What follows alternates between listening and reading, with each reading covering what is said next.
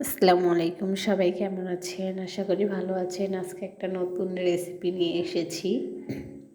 আপনাদের ভাইয়ার খুবই পছন্দ এই রেসিপিটা, সেই জন্যে নিয়ে এসেছি। আজকে নিয়ে এসেছি শোল মাছের শুটকি দিয়ে মূলা দিয়ে ভুনা করব। এই তো দেখতেই পাচ্ছেন, এখানে আমি নিয়ে নিয়েছি শোল মাছের শুটকিগুলো। খুব সুন্দর করে পরিষ্কার করে ধুয়ে নিয়ে নিয়েছি। এগুলো কিন্তু রাতে ভিজায় রাখতে হয়, পরে সকালে একটু গরম পানি দিয়ে ভালোভাবে ধুয়ে নিতে হয়। তারপরে এখানে আদা রসুন বাটা, মশলা গুঁড়ো, লবণ, হলুদ নিচ্ছি। তারপরে এই তো মূলাগুলো কুচি কুচি করে কেটে নিয়েছি। তারপরে এই তো তেল দিয়ে দিলাম কড়াইতে।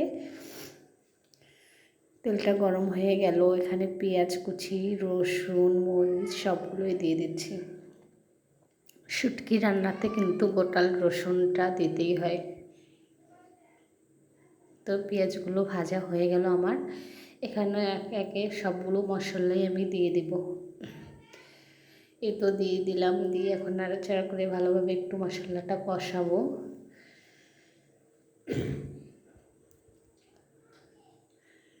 এই মশলা কষানো হয়ে গেলে এখানে আমি শুটকিগুলো দিয়ে দেব। এই দেখেন মশলাটার উপরে কি সুন্দর তেল চলে আসছে। তো এখন আমি শুটকিগুলো দিয়ে দিলাম।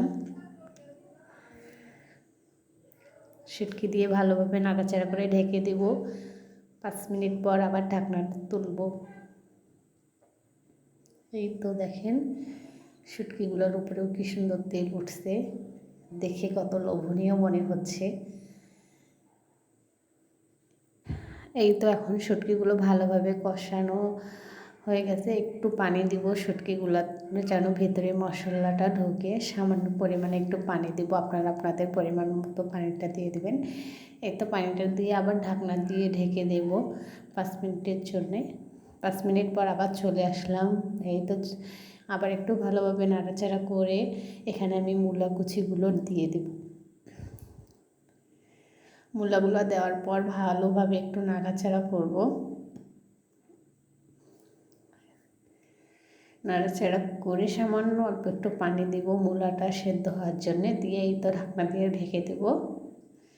এই তো আবার 10 মিনিট পর চলে আসলাম। দেখেন এই তো কি সুন্দর হয়ে গেছে। কালারটাও দেখে খুবই লোভনীয় মনে হচ্ছে। আবার ঢাকনা দিয়ে ঢেকে দেব। একবারে আবার 10 মিনিট পর চলে আসলাম। দেখেন পানিটা শুকায় কি সুন্দর তেল ভেসে উঠছে। এই অবস্থায় কষাবো, কষানোর পরে দেখেন এরকম হবে। তারপরে তো আমার তরকারিটা হয়ে গেছে, এখন আমি তরকারিটা নামাই ফেলবো। এই দেখেন আমার তরকারির ফাইনাল লুক। আসসালামু আলাইকুম, সবাই ভালো থাকবেন। কে কে এইভাবে রান্না করে খান আমাকে জানাবেন। খোদা হাফেজ।